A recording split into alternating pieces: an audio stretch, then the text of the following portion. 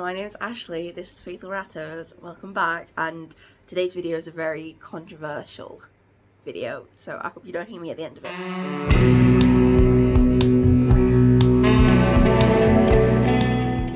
Okay, so as you can tell from the title, I really dislike the motto adopt, don't shop, and the mentality that comes behind it, and I'd like to take this video to explain to you my reasonings for that.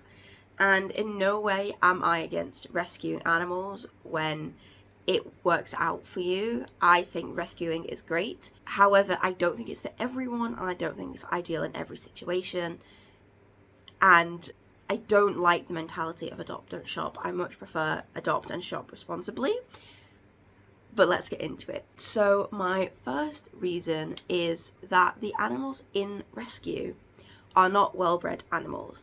No ethical breeder who is conscious of health and genetics and temperament and build and conformation and all of these things, no breeder who is breeding with those intentions would let their animals end up in rescue, because they have something that's called a home back policy. People call it different things, but essentially breeders will ensure that any owner they home out to will give their animals back if for whatever reason they can't look after them anymore, for whatever reason. So whether that be like financial reasons, or moving house, or they don't want them anymore, or like there's a behavioral problem or health problem they can't deal with, a myriad of things.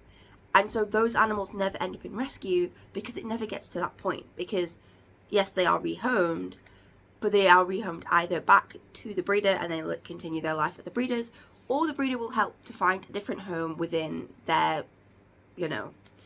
I don't want to say clientele, but within the people that they know. So these animals never end up in rescue, and you'd be hard pressed to find an animal in rescue, particularly rats, that came from an ethical breeder. Now, the problem is much larger, I think, with other species, specifically rabbits and dogs and cats. The rescue situation is quite bad, but with rats, it's just not the case. And ethical breeders, any species, in my opinion, won't let their animals go in rescue.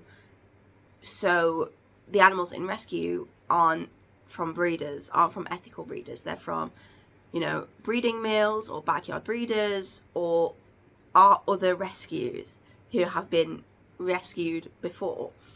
So the overpopulation in rescues is not counted for by the small number of animals bred by ethical breeders, because those are not, the Venn diagram is completely separate. I mean, it might be it might be just a little bit touching, but the Venn diagram is so separate that there's not enough overlap for them to be the major contributor to the rescue problem.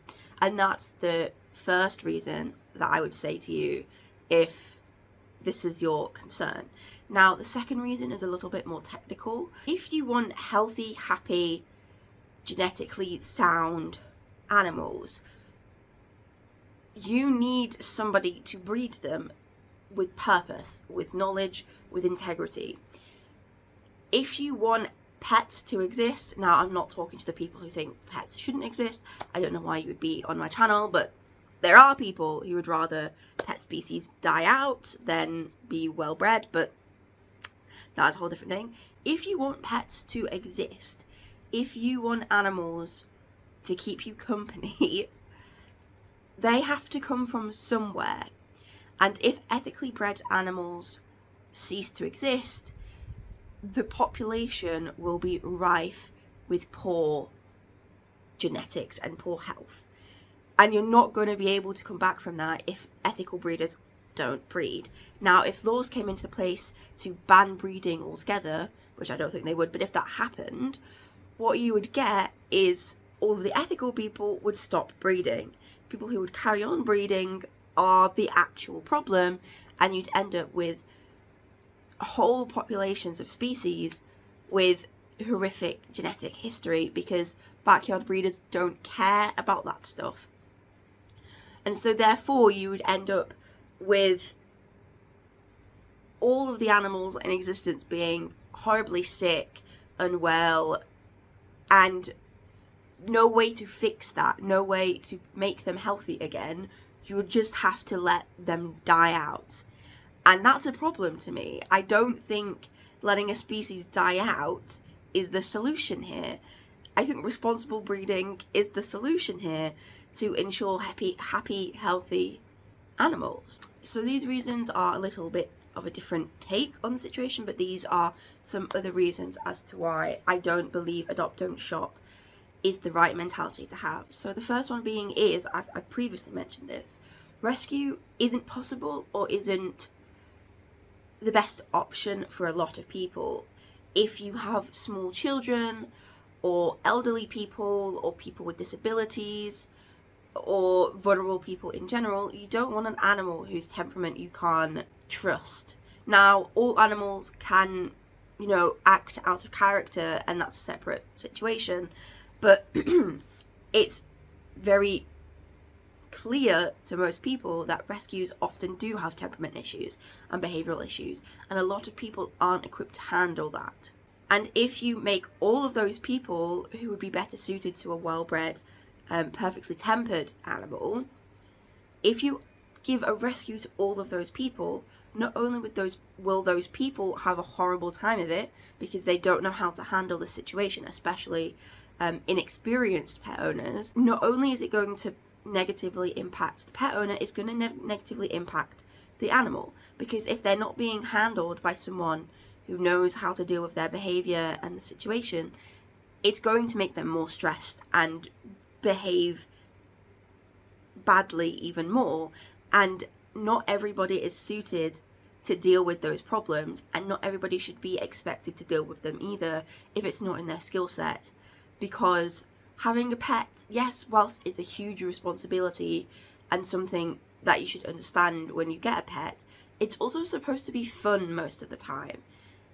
And if people are forced into taking animals that they can't handle just because of this adopt don't shop mentality, that's where the problem comes in.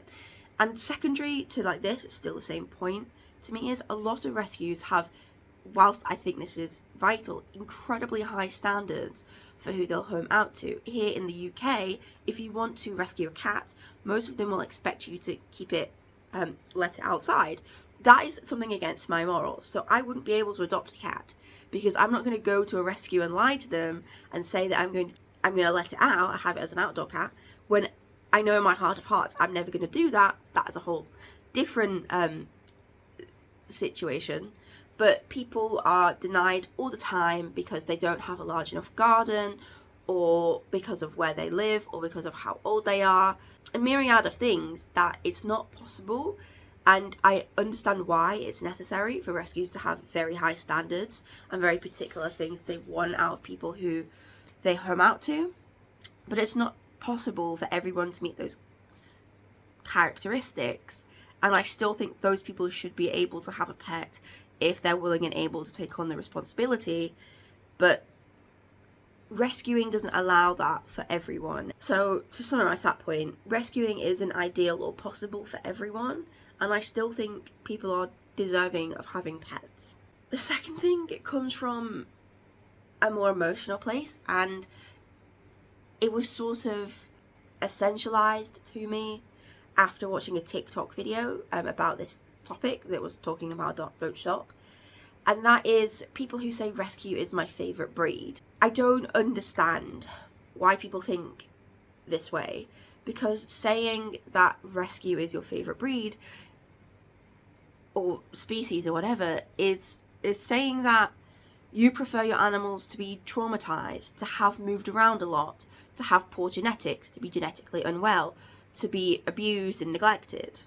Why would you prefer an animal to go through all of those things rather than just have one well bred in the first place? And this mentality of rescue is my favourite breed also reaches to a saviour complex that I think people have of, wow, I really did a good thing, and they want to feel good about themselves, so they rescue, when that's not what you should be doing. Pets aren't there for you to feel like a saviour, and I dislike the saviour complex that a lot of people have when it comes to rescuing, because yes, it is a good thing to do if you're capable of doing it, but it doesn't make you a wholly better person than someone who buys from an ethical breeder because you rescued. Like, that's not how it works. And I don't like this principle of people having this idea that the animals who are traumatized and unwell and stressed out are the more preferable pets to people. It just seems a bit sickening and twisted, in my opinion. And to close this video off, I just want to sort of talk about the nuance of the situation here. I think a lot of my issue with the adopt don't shop mentality is that there's no nuance available, and that the people who subscribe to this mentality are very, very black and white. I don't think the world is black and white at all, and I don't think this situation is black and white. I think for some people rescuing is the best option, but for others it's not, and that's perfectly okay. And wanting a well-bred, happy, healthy animal doesn't make you a bad person, but to some people who subscribe to this adopt don't shop mentality, it is. And I think nuance is the key here. I don't think we can see any of these situations in a black and white way. I think we need to understand that every situation is different, and something a little bit more nuanced, like adopt or shop responsibly, is much better, because adopt don't shop cancels out and ignores a vast myriad of other problems, and it doesn't seem to solve the problem that it's trying to. Adopt don't shop wants there to be less animals in rescues, wants them to be in pet homes. But if you actually tackle the problem, which is the unethical breeders, the backyard breeders, the breeding males, if you tackle these problems and you also educate people about proper pet care, so when they adopt a pet they know what they're getting into and they don't feel the need to rehome them, and also if, you know, pet shops stop selling these animals, then the number of animals in rescues will go down. But this is completely separate to the ethically bred animals, because as I mentioned before, they're not in the rescues in the first place.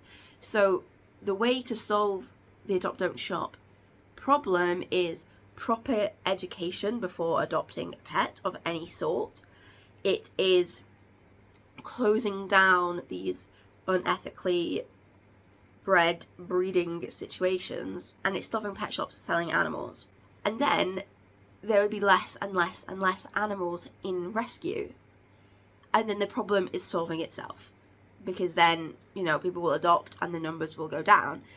And that, in my opinion, is how we solve the crisis that is going on in rescue centres.